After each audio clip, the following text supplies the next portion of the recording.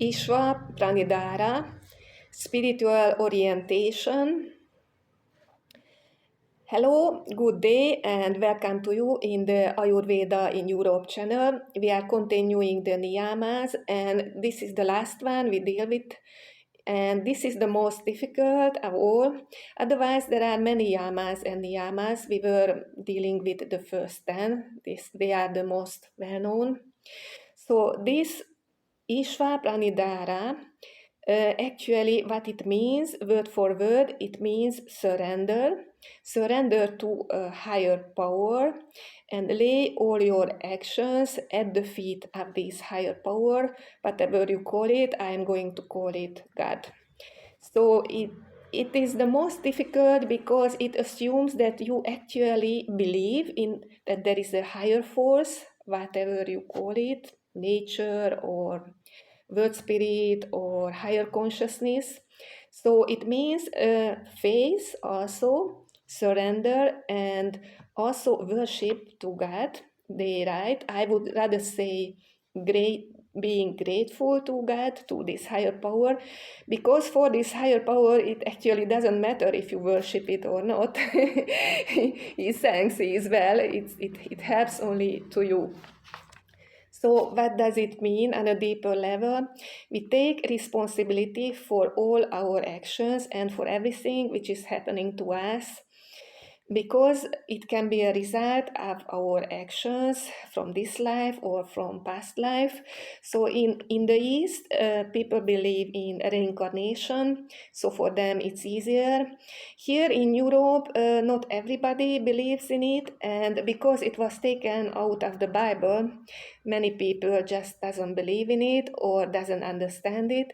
Once I started to talk about it with a Greek guy, was very intelligent. He was an Orthodox Christian, if he believes in it, and he secretly confessed me that he doesn't believe in it because he is afraid that he will be reborn as an animal. So there is a lot of not understanding behind this all. And personally, I believe if we are human, we will be born again as a human. So at least everything refers to it. What does it mean to surrender yourself?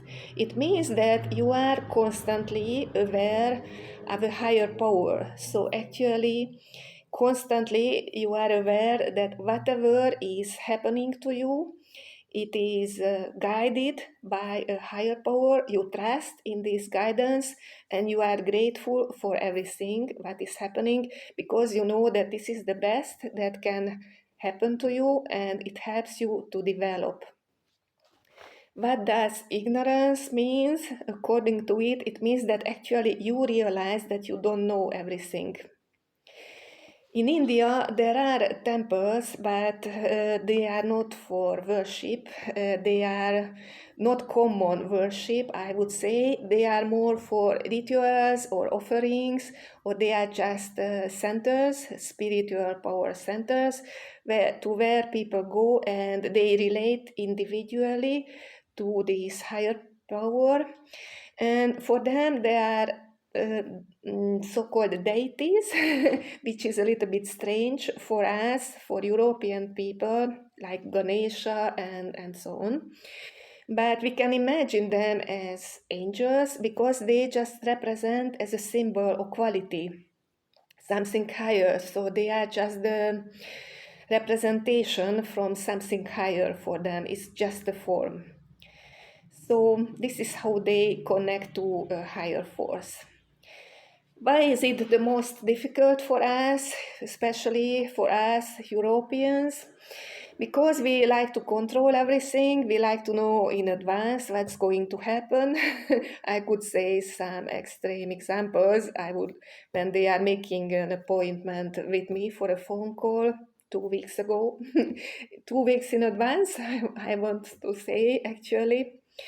And somehow, even in our educational system, we are always taught rationally, only the rational reasoning and way of thinking, left brain, and somehow our right brain is a little bit repressed, so it's more difficult for us actually to connect to our intuition or to our inner feelings.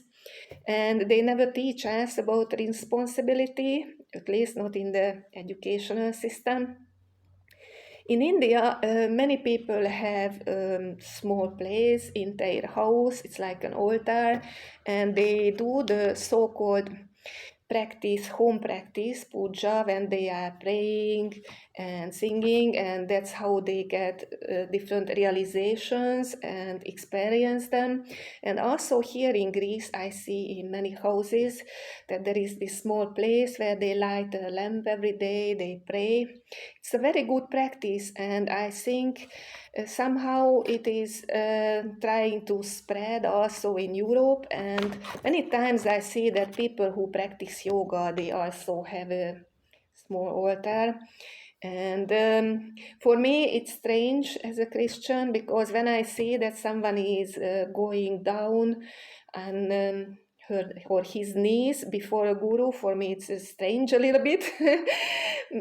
But actually, we are very lucky that we have here one God in Europe, so we know how to connect. Because one time in India, I asked my friend that they have this many deities like Ganesha and many others. So I was asking her to whom you are praying to. You have your own God, and she said, I don't know. So we are very lucky that we have one God, and it's a good God, as we call it in the Hungarian language. So I hope it helps you in your everyday life. I just read one sentence from the Yoga Sutras to help you to think about it. Realization is experienced by making the Lord the motive of all your actions.